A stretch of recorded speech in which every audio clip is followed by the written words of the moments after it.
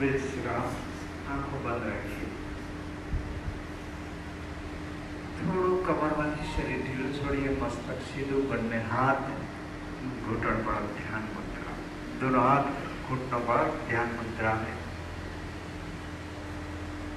आराम से लंबी गहरी श्वास ले। अच्छा लगे, सहज बने रहे तब तक रोके। जैसे श्वास ली वैसे ही सहजता से छोड़े। बाहर रोके, सहज बने रहे तब तक। फिर से लंबी गहरी श्वास। आपको श्वास को कोई दिशा नहीं देनी है, पूरा प्रयत्न करना है और सहजता से लंबी गहरी श्वास लेनी है। और जब तक आप सहज बने रहे तब तक रोकनी है, उसके बाद छोड़नी है। जैसे श्वास ली वैसे ही प्रयत्न करना है छोड़ने का। पूरी श्वास बाहर छोड़ देनी है, पेट अंदर जाएगा। श्वास को बाहर रोकनी है जब तक आप सहज बने रहे। फिर से लंबी गहरी श्वास जरूर रखें। कोई जबरदस्ती भी नहीं और पूरी सरलता भी नहीं, सब पूरे प्रयत्न के साथ शुरू रखें। धीमी गति पर लयबद्ध गति, एक धारी गति जने कहवाए। शुरू रखिए, बराबर मस्तक सीधा रखिए।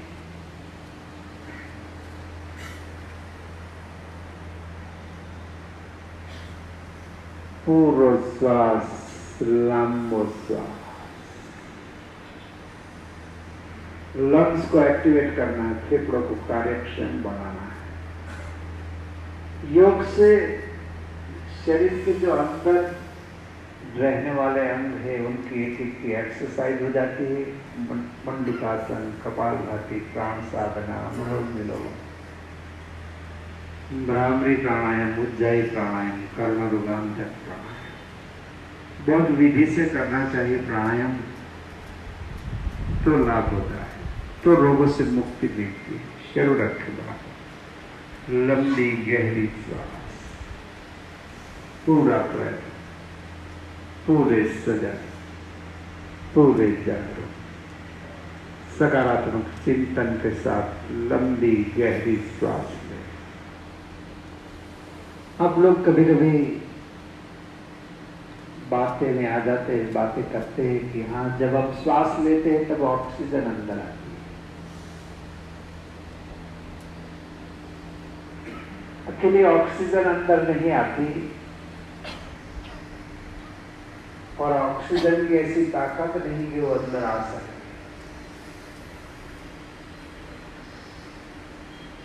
जो हमें जीवंत रखती है वो प्राण शक्ति ऑक्सीजन को लेकर आती है। अकेला ऑक्सीजन नहीं आता है, उसमें कार्बन डाइऑक्साइड भी आता है, नाइट्रोजन भी आता है, धुआं भी आता है, बैक्टीरिया भी आता है, वायरस भी आता है। अभी समझो रेनी सीजन पूरी होगी, विंटर शुरू होने जाएगा, तब सबको नाक में से पानी गिरेगा। नवरात्रि के बाद बुखार आ जाएगा,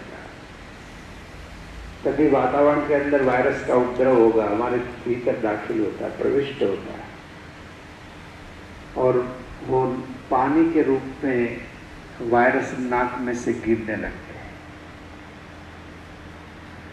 वो तुरंत मुक्ति नहीं मिलती। डेली नित्य आधा घंटा प्राण शक्ति की आराधना करो, प्राण साधना करो, वो रोग चला जाएगा हमेशा के लिए। जब तक जियोगे कभी नहीं आएगा। करना पड़ता है आधा घंटा। शुरू रखे प्राण साधना, बहुत जरूरी साधना। तो श्वास जब आप अंदर भरते हो तक सकारात्मक बने रहो कि परमात्मा की कृपा से प्राण शक्ति हमारे भीतर प्रवेश कर रही, एक नया जीवन लेकर आए। जब श्वास छोड़ते हो तब भी सकारात्मक बने रहो कि प्राण शक्ति है वो विष तत्व को लेकर बाहर जा रही, शरीर को शुद्ध कर रही है, पवित्र कर रही है।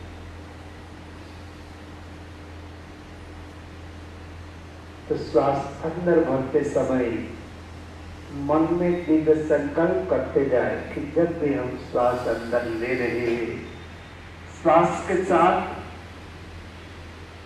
पूरे ब्रह्मांड में जो विद्यमान दिव्य शक्ति है, ऊर्जा है, पवित्रता है, शांति व आनंद आदि जो भी शुभ है वो सब हमारे भीतर प्रविष्ट हो रहा है,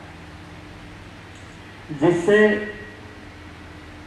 हम दिव्य शक्तियों से उत्प्रोत हो रहे हैं। पूरा देह दिव्यालोक से देदीप्यमान हो रहा है, तन व मन दिव्य शक्तियों से उत्प्रोत हो रहा है। ये देह है वो देवालय बन रहा है, शिवालय बन रहा है।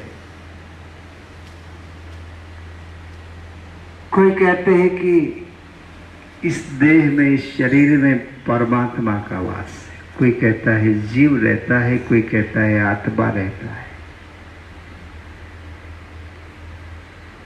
जो भी रहता है उनका एक घर है, शरीर है, वो अंदर रहने वाले का घर है, एक मंदिर है। अगर परमात्मा रहता है तो मंदिर है। अगर आप कहते हो जीव रहता है, आत्मा रहता है, तो उनका एक घर है। एक घर हम कैसा बनाते? जब से हमने समझना शुरू किया तब से लेकर आज तक हमने एक घर कैसा बनाने का प्रयत्न किया है। किसी ने बीड़ी पीनी शुरू की, किसी ने सिगरेट पीनी शुरू की, कि बोले परमात्मा को भी धुआं दे, वो भी पिए, बीड़ी पिए। परमात्मा को शराब पिलाए, गुटखा खिलाए। शराब पीने वाले भी बात करते हैं कि मंदिर फंदिर में जाने की जरूरत नहीं, कथा वार्ताएं सुनने की जरूरत नहीं। परमात्मा तो हमारे भीतर वास करता है, निवास करता है, और साथ में शराब पीता है, अंदर निवास करने वाले को पिलाता है। तो ऐसे समय में आज हमारे समाज में भी बहुत सारे लोग शराब पीते हैं, अंडे खाते, मछली खाते। तो अगर आप मानते हो कि हमारे भीतर परमात्मा का वास है, वो परम तत्व निवास करता है जिससे हम जीवंत है, कभी एक कोने में बैठकर सोचना कि क्या हम जो कर रहे हैं वो सही कर रहे हैं या गलत।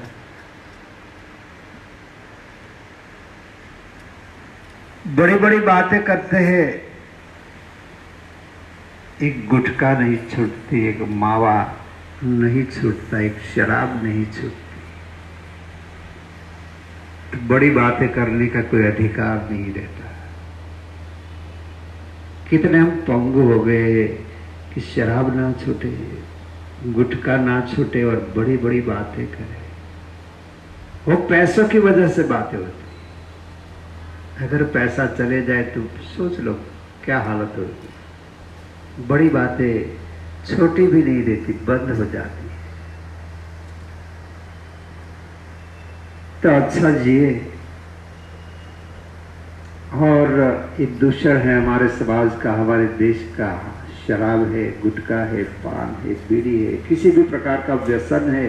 और साथ में आपने जो किया गलत किया, सोचने के रूप में जो कर्म किया वो गलत किया, तब जाके मानसिक यातनाएं है, मानसिक बीमारी है, शरीर रोगिष्ट है।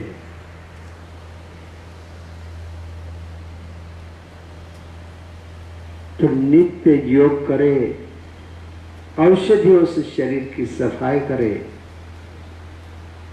और आहार में बदलाव रखे। आज मैं ओम योग पीठ सूरत का जो हमारा पेज है उस पर क्या खाना क्या नहीं खाना उसकी पत्रिका रख दूंगा, तो वो आप अपनी टाइमलाइन पे शेयर कर लेना। ऐसा खाना शुरू करना, मैं ऐसा 20 साल से खा रहा, कोई तकलीफ नहीं है। तब पढ़े लिखे लोग ये मत सोचे कि प्रोटीन कहाँ से आएगा, विटामिन कहाँ से आएगा, कार्बोहाइड्रेट्स कहाँ से आएगा, भूल जाना। ऐसा खाना खाओ जब तक ठीक हो जाओ तब तक तो खाओ, साल भर 2 साल के लिए योग करे।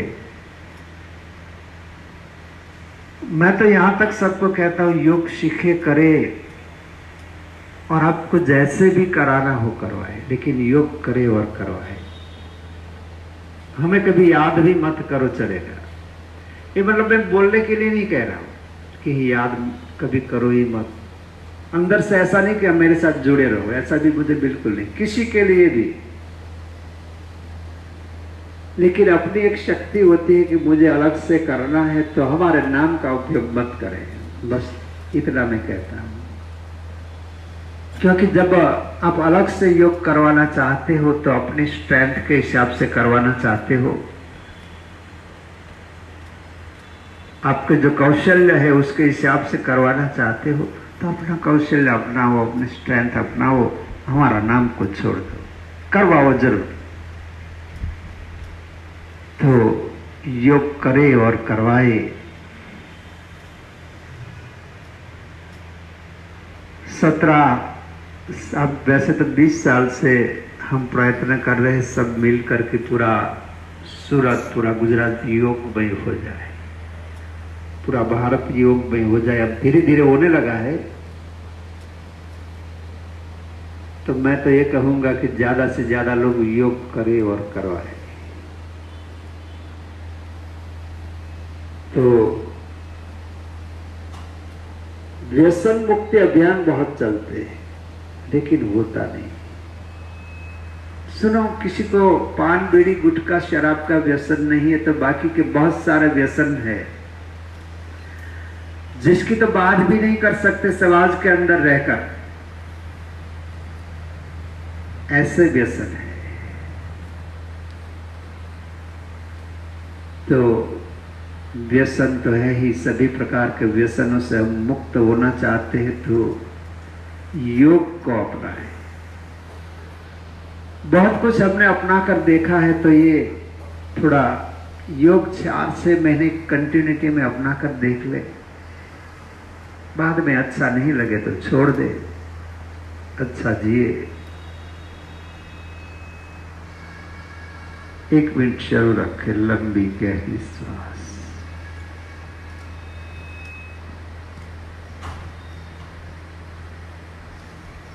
बहुत ही जरूरी साधना है ये।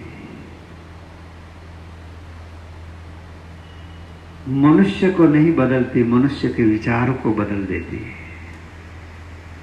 मनुष्य की वाणी को बदल देती है, मनुष्य के व्यवहार को बदल देती है। एक नए जीवन की शुरुआत हो जाती है। ऊपर बैठे हुए लोग हैं यहाँ पे स्टेज पे, एक एक को आप देखे, जो इसमें से तो बहुत सारे भाई बहन हैं वो 11 दिन की शिविर में आए और एक नया जीवन उन्हें मिला है, तो वो चाहते हैं कि और लोगों को भी नया जीवन मिले। लोगों को योग करवाना शुरू कर दिया। तो बहुत बड़ा बदलाव है, वाणी से, व्यवहार से, विचारों से, चारित्र्य से। यही बदलाव पूरे समाज में आवे, पूरे विश्व में आवे, वो हम सबका साथ मिलकर प्रयत्न रहा है, रहेगा और है।